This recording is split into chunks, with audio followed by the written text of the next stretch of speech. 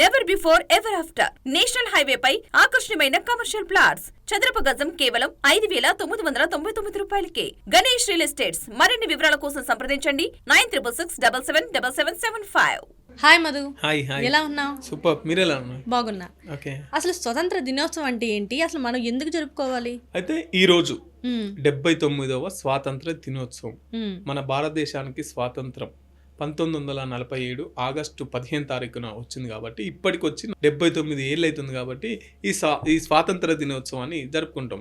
మరి ఎందుకు ఈ స్వాతంత్ర దినోత్సవం జరుపుకుంటాం అంటే 200 ఏళ్ళు మన భారతదేశాన్ని బ్రిటిష్ వాళ్ళు పరిపాలించినారు.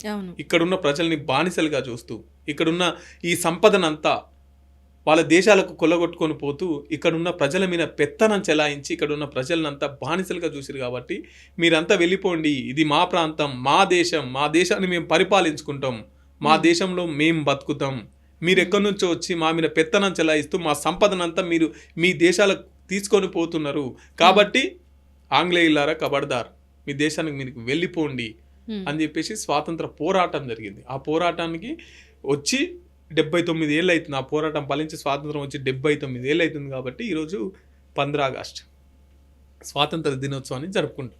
అంటే అప్పుడు జరిగిన స్వతంత్ర పోరాటాల్లో మన తెలుగు వాళ్ళు ఎవరు పాల్గొన్నారు? నాకు తెలిసి అయితే ఒక 3 ఐడియా ఉంది. ఒకటి అల్లూరి సీతారామరాజు, మన్యం వీరుడు, గిరిజన అందరినీ కూడగట్టుకొని విల్లుతోని వాళ్ళ మీద పోరాటం చేస్తే పాపం 100 మంది పోలీసులు 100 గుండ్లు ఒకేసారి కాల్చి తనని చంపేశారు. తర్వాత టంగుటూరి ప్రకాశం పంతులు, ఆంధ్రప్రదేశ్ తొలి ముఖ్యమంత్రి. తను ముఖ్యమంత్రిగా ఉంటూ కూడా స్వాతంత్ర ఉద్యమాన్ని చాలా బలంగా నడిపినటువంటి వ్యక్తి. తర్వాత కందుకూరి వీరేశలింగం, ఈయన సామాజిక సంస్కరణలు, పాఠశాలలు, మహిళా హక్కుల కోసం ఇట్లా పోరాడుతూ దేశ స్వాతంత్ర ఉద్యమంలో పోరాడిండు. ఇట్లా ఇంకా చాలా మంది ఉన్నారు. బట్ నాకు తెలిసిన మటుకు ఒక 3 పేర్లు చెప్పుకోవచ్చు. అప్పటి పోరాటాలు పాల్గొన్న వారిలో స్వతహాగా ఒక దేశభక్తి ఉండేది. ఈ రోజుల్లో అలాంటిది కనిపించట్లేదు. ఎందుకు తేడా వచ్చింది అంతలాగా? మనకు స్వాతంత్రం వచ్చిన తర్వాత మన భారతదేశానికి సరైన రాజ్యాంగం లేదు. అవును, రాజ్యాంగాన్ని మళ్ళీ మనమే రూపొందించుకున్నాం. జనవరి 26 నాడు రాజ్యాంగం అమలు. అయితే అప్పుడున్న పోరాటాలు ఏంటంటే నిజంగా భూమి కోసం, నిజంగా అస్తిత్వం కోసం, నిజంగా ఈ ప్రాంతం కోసం, నిజంగా మన హక్కుల కోసం, నిజంగా మన భావజాలం కోసం, వీటి కోసం అప్పుడు ఉద్యమాలు జరిగినాయి. ఇప్పుడు ఉద్యమాలు అంటే మనం మాట్లాడుకోవద్దు, కొన్ని నిజాయితీ ఉన్నాయి, కొన్ని ఏమో కొంత అట్లట్లు ఉన్నాయి ఈ ఉద్యమాలు అంటే.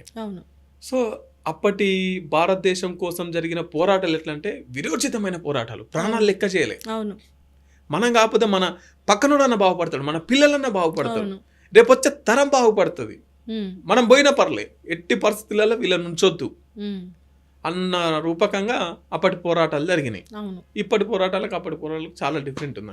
అవును, ఇప్పుడు ఏమంటే మనం సెటిల్ అయ్యామా, మనం బాగున్నామా అన్నట్టే ఉంటుంది. ఇప్పుడు నేనేమంటానంటే ఒక భగత్ సింగ్, ఒక అల్లూరి సీతారామరాజు, ఒక అంబేద్కర్, ఒక గాంధీజీ, వీళ్ళంతా మనకు చుట్టాలు కాదు.